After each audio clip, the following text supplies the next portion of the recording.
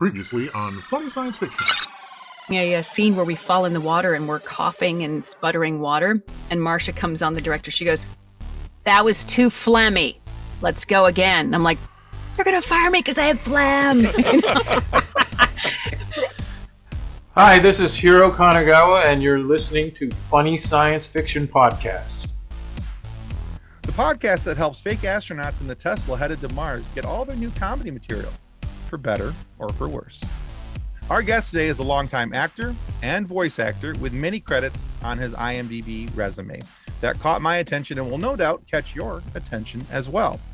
You have seen or heard him in shows like the animated Fantastic Four series as Reed Richards, aka Mr. Fantastic. You may have seen him on Smallville, Heroes Reborn, Altered Carbon, and of course, most recently on Star Trek Discovery. With a resume with credits like this, it's easy to say that we're both excited and proud to welcome Hiro Kanagawa to the Funny Science Fiction Podcast. Welcome to the show, Hiro. Thanks so much. Thanks for having me. It's a great opportunity to reach your fans and followers. So, yeah, I'm glad to be here. Well, thank you. Thank you. All right. So before we get into anything that's role specific or anything along that, one of the things that's become customary on our show, because we are a nerd show and Nick and I are self-proclaimed nerds. We wear that badge proudly. We'd like to get into the origin story of the person sitting across the virtual table with us. So, Hiro, in your case, what were the influences on you as a younger man that encouraged you to reach out for a career in the performing arts? That is an interesting question. My parents certainly were not very thrilled with me taking up the first thing that I took up was music. I played in a bunch of rock bands in high school. Nice. I played a lot of guitar, and my father especially was not very pleased about that.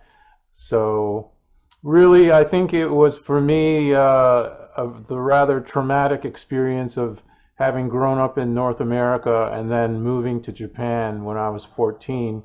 14 is a pretty angsty age anyway, but the culture shock and the isolation of being, moved away from my friends and everything, that I think brought out a kind of introspection in me, which pushed me towards the arts. Okay.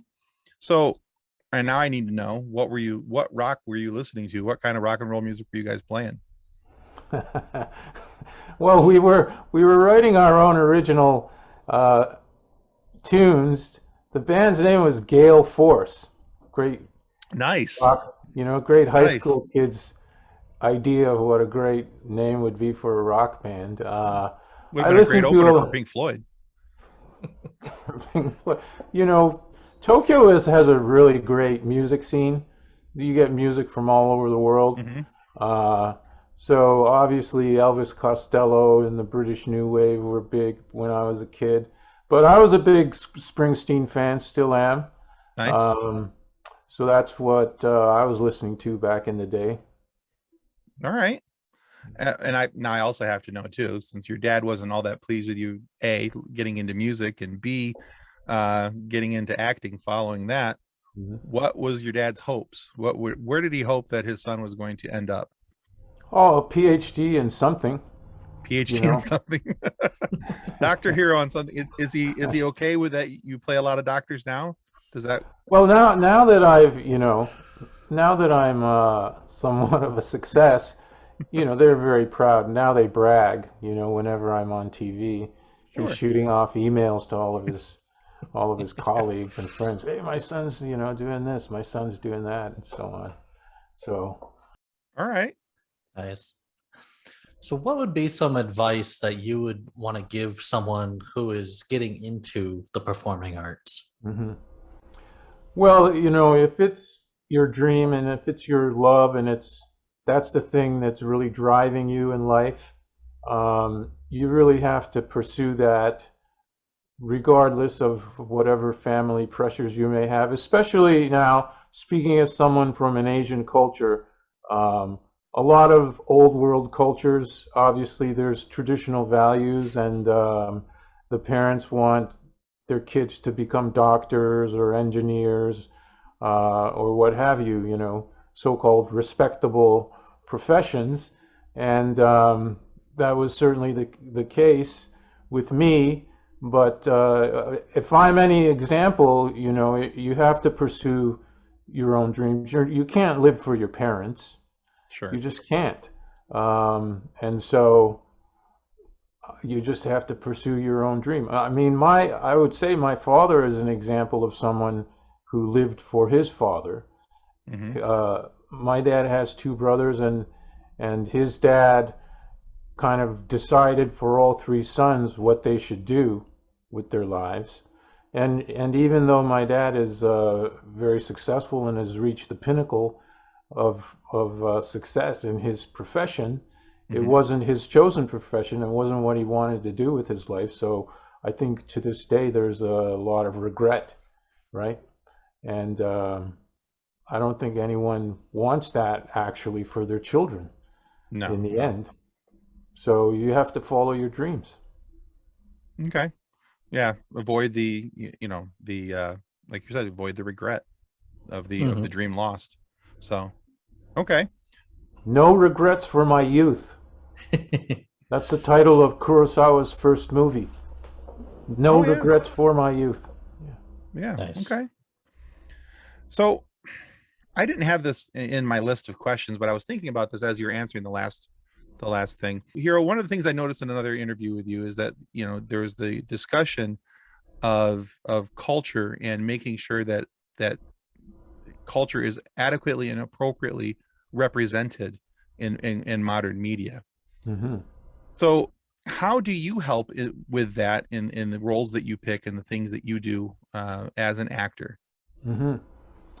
Well, certainly on those occasions when I am asked to play a Japanese character, right, I try to bring my experience, my life experience as someone who was born in Japan, whose family still lives in Japan, someone who speaks the language and, has those roots.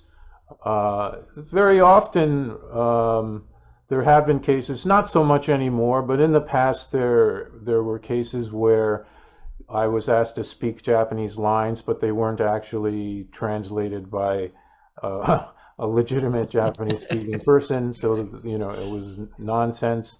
Or there have been occasions where even the name of the character was not a legitimate Japanese name, or etc. There are many instances of this idea that all Asian cultures are the same, so that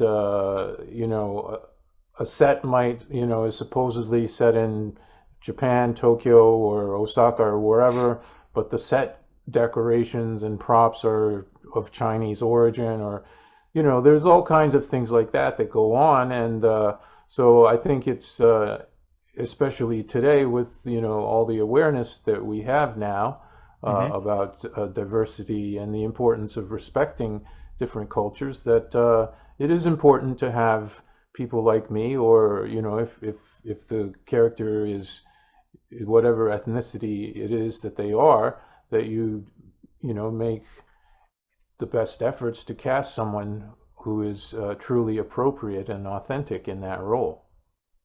Yeah. So I host another podcast called Pop Culture Addicts with our co-host Kathleen, who wasn't able to make it today. So typically there's three of us on screen here. You typically have three nerds to deal with, but Kathleen was, like I said, wasn't able to make it today. But recently we interviewed Daphne Maxwell Reid, and we talked about the efforts of diversity inclusion when it came to women of color and working with inside of that framework. And she had made an interesting comment in there in our discussion with her about how it has taken a lot of years of hard work and fighting against the networks and the production companies to further this aspect. Along those lines, what efforts have you seen recently, or even in the not so recent, that show you that this is something that's a continuing trend? Well, just the fact that we're having this conversation is incredibly encouraging and heartening to me because the last time I did a round of a lot of interviews, just 3 or 4 years ago, none of the conversations were about diversity or representation in media. Okay. People, the interviewers, just wanted to talk about the character and wanted to talk about the show and so on, but no one wanted to talk about this topic of representation and diversity and so on. And so just the fact that you and other interviewers are really interested in that topic now and interested in talking about it and exploring these issues, that's a huge change from just 3 or 4 years ago. Okay. Now, in terms of the kinds of roles and the kinds of shows that are being made now, I think there was a huge leap forward about 5 years ago with Crazy Rich Asians, and season 1 of Kim's Convenience came out pretty much the same within a month or two of that. And I think that was a huge leap forward. Since then, I think we've seen just so many more projects that have predominantly Asian casts, or which are willing to feature Asian characters as the leads. Because prior to that, obviously, that was not the case. And certainly, in the first, couple of decades of my career, it was very rare indeed to have shows that were predominantly Asian cast, or that were willing to cast especially Asian males in lead roles. Now, even though there's still a long way to go, because even though, right now, I think especially East Asians, Japanese, Korean, Chinese, are experiencing a much higher profile. Obviously, our society, our entire world is kind of organized on a race hierarchy, and here in Canada, for instance, my success or the success of Asian people in media, that does not translate to greater opportunities for Indigenous people or people from other cultures such as Southeast Asian cultures or what have you. So there's still a long way to go, and hopefully, people like me can bring some awareness not only to our own ethnic groups and the challenges we face, but the challenges of those who are even more invisible. Excellent. Yeah, one of the things I think that I've enjoyed most about the surge in this diversity and inclusion, and making sure that we have proper representation. And now, as a movie and television viewer, I think it adds to the authenticity of the piece, and I think it makes the accuracy of what is trying to be represented and shown to me as a consumer, I think it makes it better. And so I think from that aspect, that's one of the reasons why I'm glad that this is happening, and I'm glad that we're having this conversation, because like anything else, if we're going to try and remove the stigma of anything, Mm-hmm. you have to have the conversation. You have to talk about it. You have to be willing to talk about it. Absolutely.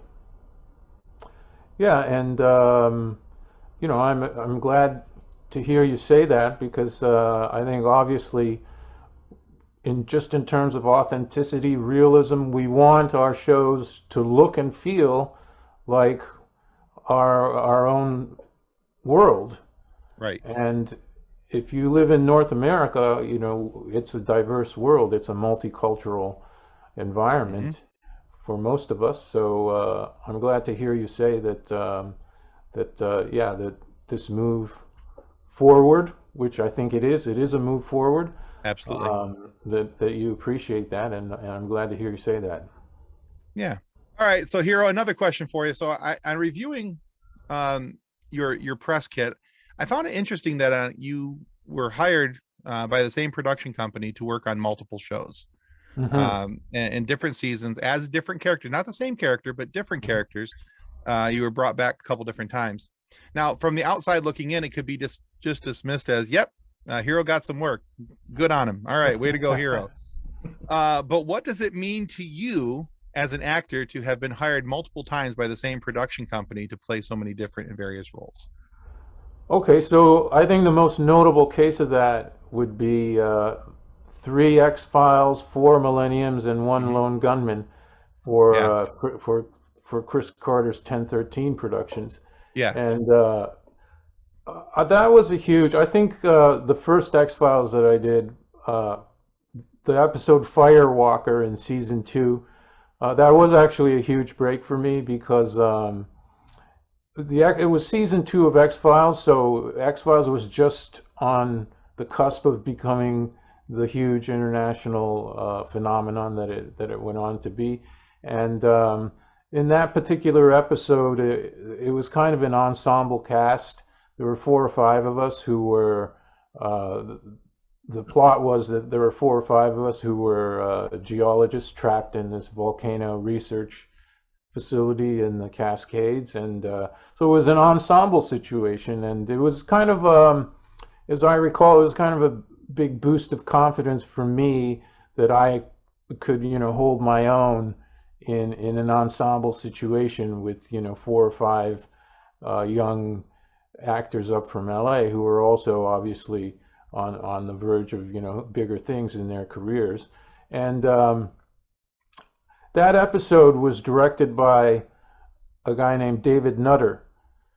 And aside from all of these shows that I did for Chris Carter, the thing that happened was that David kind of started to consider me like a go-to guy in Vancouver, so that whenever he came to Vancouver, he would find something for me to do in his shows, right? So nice. After that X-Files, I think he directed one of the Millenniums that I was in, and then he cast me in the pilot of Dark Angel with Jessica Alba. You remember that show? And then Smallville, he cast me as Principal Quan in Smallville as well. And there were a couple of others. So, so that was definitely, Chris Carter casting me over and over again in his shows, and David Nutter casting me in a bunch of things. Those 2 guys really helped me build my resume and build my career in the early days, for sure. Excellent. So we all have that one thing that is really close and dear to our hearts. What was a role or a character that you really hold close to your heart that you are very proud of? I would say for sure Captain Tanaka in Altered Carbon. That was definitely a career highlight for me. I would say also around this time last year, I guest starred on The Good Doctor, and my character there, Paul Nakano, a guy who is, obviously characters are flawed in different ways, but Paul Nakano was not flawed in a villainous way. He just cared too much, Yeah. And I love that about him.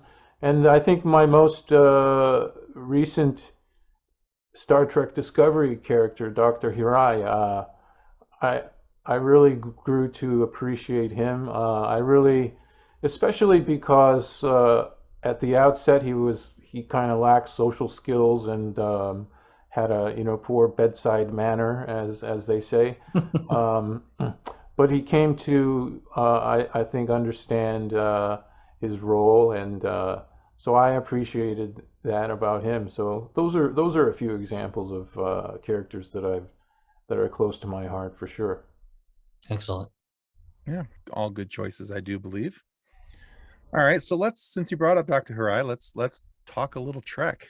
All right, so Star Trek has this massive, immersive, expansive. You could use all kinds of adjectives here to go along with when we talk about the universe of Star Trek. But it also has this impressive roster of actors who are now Star Trek alumni. who have done something in the Star Trek world, and they've gone on and done other things, and but their acting and their participation in the universe has paved way for other space exploration sci-fi shows to be taken seriously in this world.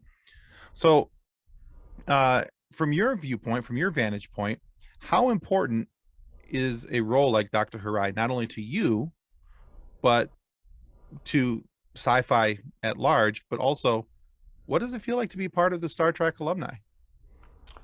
Oh, it's a tremendous thrill, especially for someone like me who, the original Star Trek, I've seen every episode multiple times, because when I was a kid growing up in Guelph, Ontario and Sterling Heights, Michigan, you'd come home from school and there'd be 3 channels, and so the choices were Gilligan's Island and the Merv Griffin Show, and then Star Trek would invariably be on, right? So I think Star Trek has always been ahead of the curve in terms of addressing social issues and in terms of diversity and so on. And so I'm really thrilled to be a part of that legacy.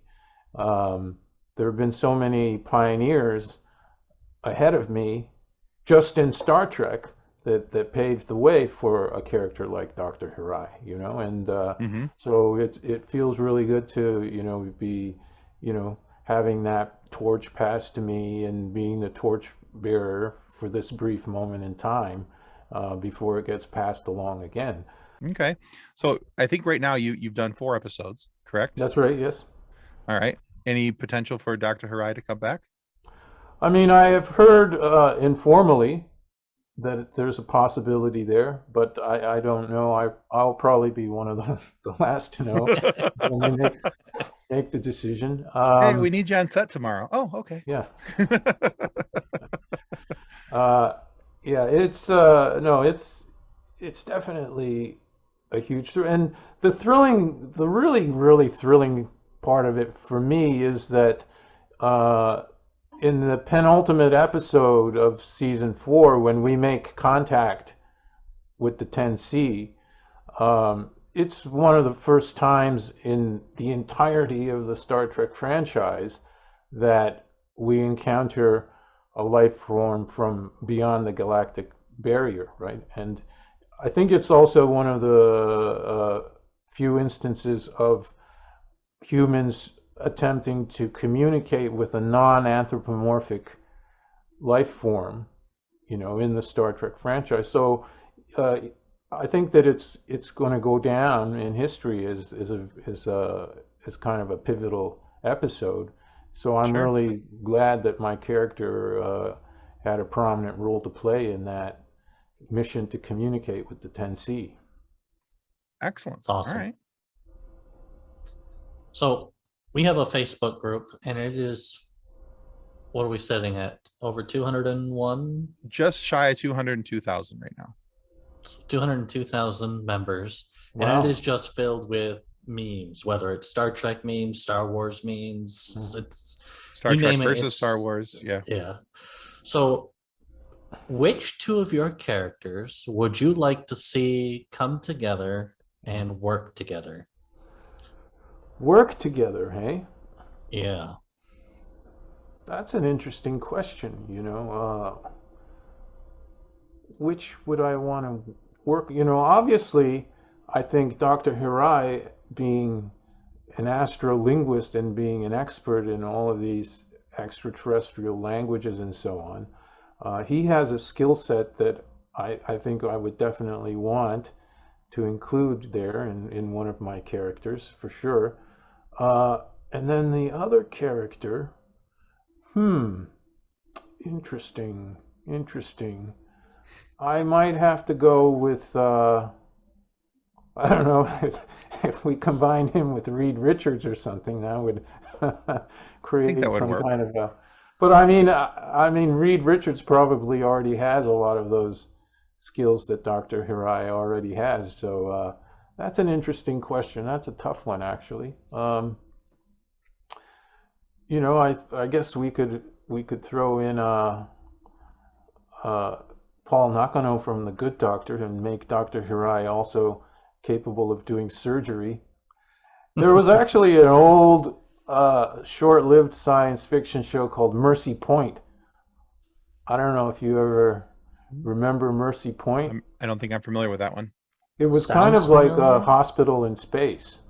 Okay. With now the actor's name escapes me. He was in Brother from Another Planet, and he was Joe Morton? what's his name?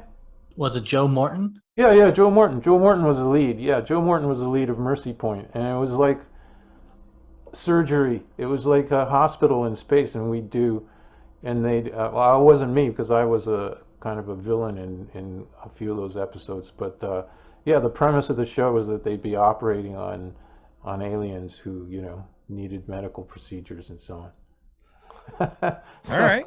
if you combined Dr. Paul Nakano with Dr. Hirai, you could have a space surgeon. There you go. Very good. Yeah. All right. So, Hiro, we've got 3 questions for you. 2 from Twitter, 1 from Facebook. These are guys that we said, hey, we're going to talk to Hiro Kanagawa. Mm-hmm. You saw the picture that we put up of your picture from Star Trek Discovery. It said, if you have any questions, what would you like to ask? So here's the first one, and I picked this one because it was one that you had interacted with. The Twitter username is at Shayla Fan. Mm-hmm. Who wanted to know, I really enjoyed watching you portray the role of Dr. Hirai. What was your most favorite scene when filming Discovery? Mm-hmm. Well, I'll tell you what. I mean, I had a lot of Dr. Hirai interacted most with President Rilak, and there were a lot of those scenes that I enjoyed, especially because of the relationship that the very close working relationship that I developed with Shayla Horstal. But my favorite moment was actually is not on screen, didn't make it. But if you recall, there's a moment in, I believe, once again, the penultimate episode where President Rilak decides that she has to go in this orb that the 10C have sent, and she decides she and some others have to go to interact with them. And she turns to me, and I'm fully expecting that she's going to ask me to accompany her. But then she tells me that she wants me to stay, and it's a very disappointing moment for me.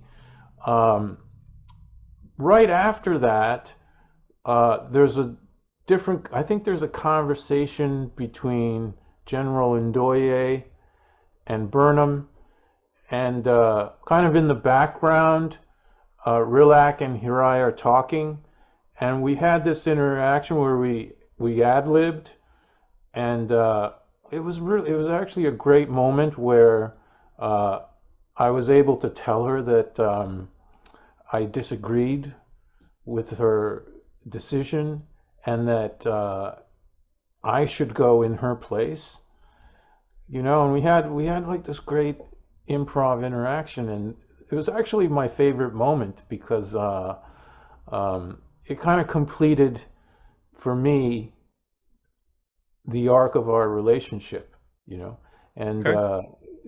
You never get to see it in the show, but for me, the actor, it was a great moment, and I really appreciated having that with Shayla.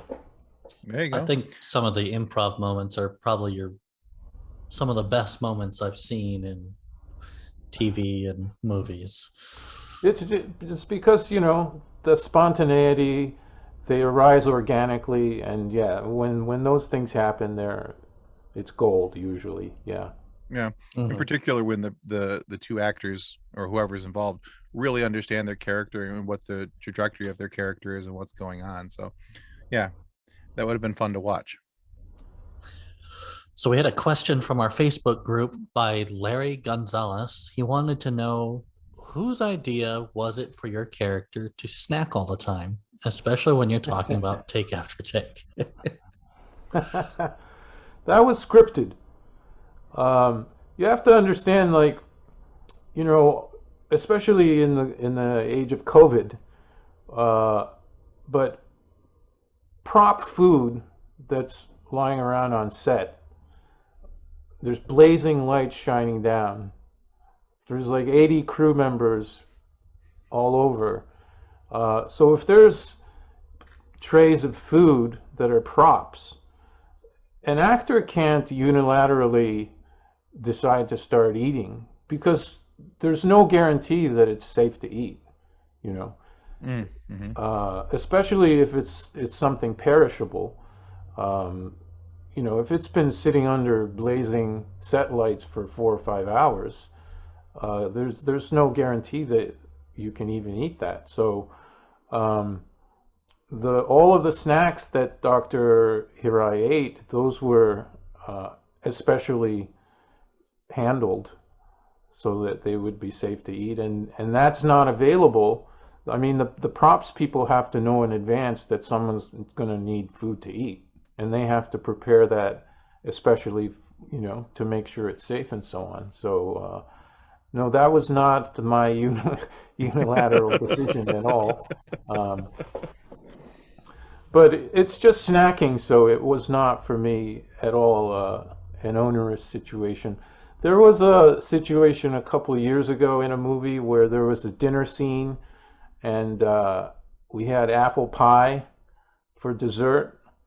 And at the time, even though I'm aware of how difficult it is to eat something take after take, I thought, well, I'll just take a small bite of apple pie and we'll be done. How many takes can it be, I mean, by 4 hours later, I probably had the equivalent of 2 or 3 slices of pie, because it's probably, I don't know how many dozens it takes, right? So Sure. yeah, that's why you don't see actors eating a lot. Even, I mean, for a lot of viewers, it's a pet peeve when it's a dinner scene and none of the actors actually eat, or someone goes into a coffee shop to have coffee with someone else and neither one of them actually drinks any coffee, and then the scene's over and they leave. I know that it's a pet peeve for a lot of viewers, but it's very difficult for actors to be doing that take after take after take, for sure. Have you ever had a horrific food item and it just you were like, nope? No, I have not. No, they usually, whatever food it is you're supposed to be eating, the props people are very good about giving you alternatives. I'm not vegetarian, but a lot of people are, so people have that kind of issue, or, people don't want to have caffeine on set, especially if they got to be doing that for 4 hours. And so on, or people who are lactose intolerant. There's all kinds of things that you have to be careful about. I remember, though, that there was a coffee drinking scene in The Good Doctor, and the props guy came up to Hill Harper and I and asked us, now, do you want black water or do you want regular water? And I didn't know what black water was. I thought he was talking about water that had like black food coloring in it. So it was actually, do you want decaf coffee, right? Right. Do you want a real decaf coffee, or do you want black water, right? And I don't like coffee, so I didn't know which to choose. So I was like, well, what's the black water?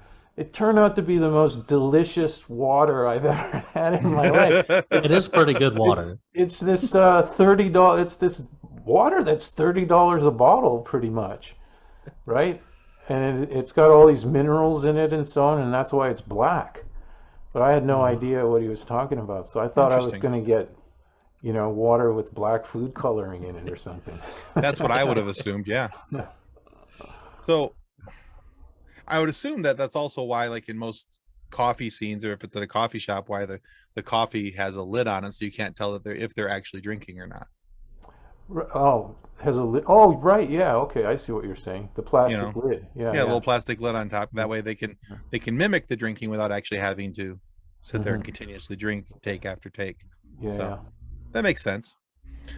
All right, one more question from Twitter, Hero, and this comes from our friends over at It Goes Down at the PM. That's the name of their show. They said it's hard to pick one question. I've seen so much of his filmography. I guess does he have a favorite role? He says because he often sees you play medical personnel or law enforcement, Mm-hmm. and he also wants to know, is this a role or a type of role that he enjoys and is comfortable in? And will we see him in? Well, this is like 3 questions. Holy crap! I didn't really read this. Okay. So first off, do you have a favorite role? We'll start there. Let's start this. We'll go one by one. Mm-hmm. Well, I think we've talked about some of my favorite roles. We have, yeah. We have. I mean, aside from those, I certainly enjoy the opportunity to play villains. I think generally villains are a little bit more fun Okay. than the good guys. I guess because they're bad. Right. They do bad things, and there's a little bit of fun involved in that because it's all make believe, Exactly. Yeah. All right. So we'll call that the answer, and It Goes Down the PM can go back to the previous answer where we talked about things that you held close to your heart. That'll answer the rest of that. Let's see. He said he often sees you play medical or law enforcement personnel. Is this a role type that you enjoy, and are you comfortable in that role type? I'm definitely comfortable in those. I mean, when I hit 200 credits on IMDb, I actually went and tallied them up, and at that time it was 38 doctors, 31 detectives that I had played. So that for much of my career, doctors and detectives and other similar authority figures have been my bread and butter. For whatever reason, from the very earliest days of my career, I guess people feel that I have that kind of gravitas or authority generally about me. And so, over and over again, they've cast me in those roles. So I'm definitely very comfortable playing those characters, and it's not something that I mind particularly, All right. So I welcome the opportunity to play doctors and detectives, and if you have to be stereotyped, there's a lot worse things that you could be stereotyped or pigeonholed as. So Yeah, absolutely. Yeah. You could always play the corner bum, hey, but instead you get to play a detective. So not so bad. All right, Hero, we're at the stage of our show where we like to run our guests through a little bit of a quiz. Okay. And so this is a 5-question quiz. Each of the questions are multiple choice. Okay. So if you get 3 of the 5 questions correct, we want to send you one of these handy dandy I gave to the Red Shirt Widows and Orphans Fund coffee mugs. All right. All right. If you get 4 questions correct, we want to send you that coffee mug along with the book that started it all, Custodians of the Cosmos. That's got a glare on it. There we go. Custodians of the Cosmos, written by Drayton Allen, our show founder and group founder. It's all about a young man who wanted to enlist in something that's kind of like Star Trek, but not Star Trek, and or Starfleet, I should say. Excuse me, like Starfleet. But he washed out, and instead he rejoins as a custodian to boldly clean up after those who boldly just went. So that's the premise of the book. Now, if you get less than 3 questions correct, we talked to you about all those memes we have.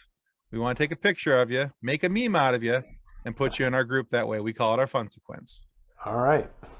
Okay, here we go. Now, this quiz is called Year of the Hero. So what it is, it's we have 5 different shows that you've been a part of. Okay. Okay. And according to, now these dates are according to IMDb when you first started performing on those shows, or the first episode was released. Okay. So we'll give you the name of the show, the name of the character, and 3 possible years. Okay. Okay. And if there are any discrepancies between you and IMDb, we'll just let you know now. You win. So, So when we're talking about when the show aired, right? correct. Right. Okay. Arrow was the show, as Dr. Neil Lamb. Was that 2001, 2012, or 2021?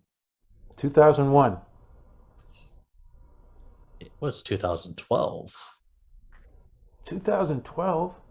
Hold on a second. You got that one wrong, Tim? All right. No, I'm I guess thinking- that's right. 2012. Yeah, no, you're right. That would be right. I guess that would be right. It's Yeah. possible. Hold on. I may have made a mistake. I've done that before, you know. No, that's right. No, it must have been 2012.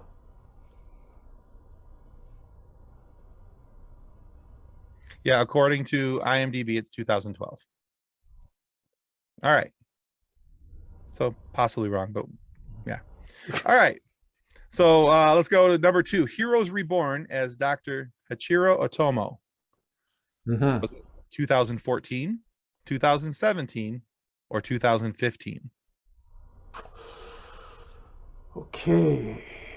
I'm going to say 2015. Very good, sir. All right, 1 and 1. The X-Files as Peter Tanaka. 1991, 1999, or 1994? That's got to be 1994. You're correct. Correct. 2 and 1. All right, so 2 correct, 1 incorrect. Question 4. Altered Carbon as Captain Tanaka. Was that 2015, 2018, or 2020? That would have to be 2018. Very good. And that, of course, is your third correct answer. Says that gets you a coffee mug. Woo! I just realized, how many people have you played named Tanaka? 8. 8? 8. Yep. There's a preschool cartoon animated series on Netflix right now called Zenko Go, and I play a kindly Japanese man on that show named Mr. Tanaka, and that is my 8th Tanaka. Are they all related in some way? No, none of them are related. Related in the sense that Hiro has performed them. It turns out that Tanaka is the most common Japanese American surname. Oh, okay. And it's also the 4th most common surname in Japan itself. So, Interesting. that interesting. has a lot Okay. to do with it. It's actually a very common name. And it's easy for English speakers to say. And it's easy, and it sounds good when you bark it out, in a TV show. So I think Gotcha. that's why a lot of writers use it. All right. Very good. One more question. DC's Legends of Tomorrow as Director Bennett. Mhm. Was it 2012, 2014, or 2017? 2017. You're Very correct. good. All right, we'll send you the book as well. Excellent. Well, Hiro, thank you so much for being on the show today. Where can our listeners go to find out more about you and what you're working on? Instagram and Twitter. My handle is my name, Hiro Kanagawa TV, on Instagram and Twitter. On Facebook, it's just Hiro Kanagawa. There I am. And there is a website, hirokanagawa.com. Although, unfortunately, I've been delinquent in updating it. So, there's not a whole lot of current information, but there is some biographical information there for sure. Okay. So, And people can always just do a simple Google search and find you on IMDb as well. Yes, absolutely. and we will make sure we put those in our show description so that listeners can check you out. All right. We want to remind everybody that subscribing is the single most important thing that you can do to ensure that our show continues to grow and we get more amazing guests like Hiro Kanagawa to stop by and have these great conversations with and funny moments for you to listen to. So please subscribe. It's going to help more than we can ever really say. There's a little button down there. You just got to push it that one time, just the one time, and you'll be able to continually get nifty little updates from us. Now, if for whatever reason you are not happy with the content of our show today, please feel free to lodge a complaint with the head of our complaint department. That, of course, is Reed Richards, aka Mr. Fantastic of the Fantastic Four. While reviewing your complaint, no doubt getting lost in the minutia, that means details, you can be sure that no single podcasting transgression is beyond his reach. Although sometimes his decisions do seem to be a little bit of a stretch, we assure you that if you can just try to be flexible enough to allow his brand of justice to be handed out, you'll be happy with the results. Really working those Strangely dad enough, buttons. my nickname was Stretch for a brief time in like elementary school. Oh, no 'Cause way. I was a first baseman. Oh, nice. Yes, you would have to Yeah. have stretched out. Yeah. Yeah. Oh, Fantastic. well, thanks again, Hiro. Oh, my pleasure. Thanks for having me. Been a lot of fun. All right, guys, that's going to conclude us for Funny Science Fiction. Thanks for stopping by. Goodbye. Bye. Our show is brought to you by our charity sponsor, the Red Shirt Widows and Orphans Fund, which supports the Wish Upon a Teen Foundation that helps out sick kids when they need it most. And just imagine the comfort you'll give Red Shirt crewman number 78. He'll know that when he puts on the red shirt and joins the Discovery crew on an away mission, that he didn't leave his family destitute and without hope, because the Red Shirt Widows and Orphans Fund has his back and what's left of his tricorder. And speaking of sponsors and show partners, check out this short video from our good friends over at Level Up Lightsabers.